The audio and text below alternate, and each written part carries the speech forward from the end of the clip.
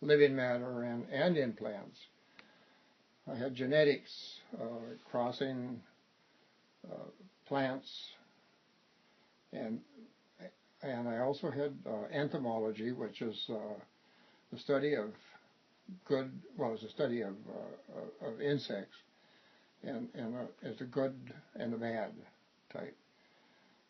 But I like biology, and it was not it's not a natural fit for a business an accounting major. You should have economics or bankers and management, but I don't run to the same crowd, I guess. Tell us about the good bugs and the bad bugs that help or harm your crops. The good bugs basically are all pollinators. For example, the honeybee, the wasp, butterflies, the tiny bees like the mud bee or the mud wasp, and even the big old black wasp. They all use, which are undesirable wasps, but they all do pollinate your crops, and they're all in favorable. Now the thing is, when you use spray, you kill off the harmful bees, or the bugs, which I will describe in a bit.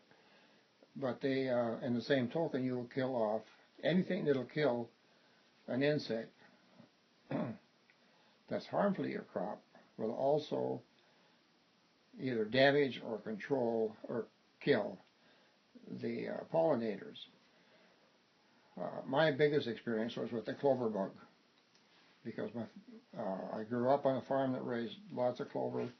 I raised clover every year when I was farming, and they have a little bug there. It's about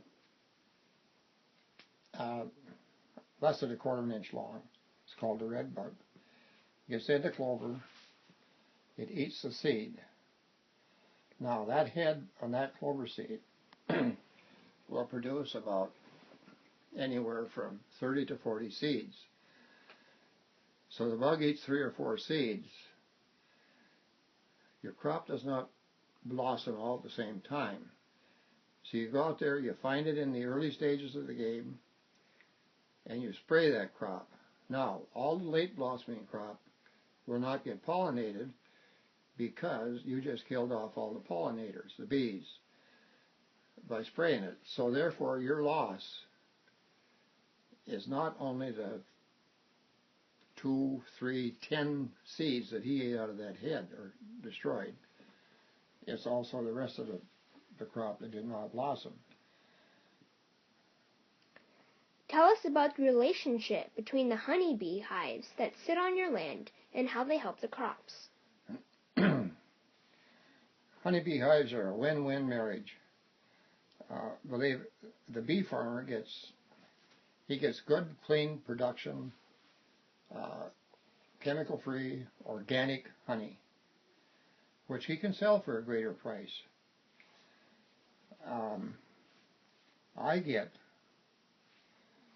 I also get a 5-quart pail of honey from him, but I also get all of those pollinators that he has in those hives, the bees, and they hit every flower generally in my crop. Therefore, I have no flatheads, and my production is up. His production is up.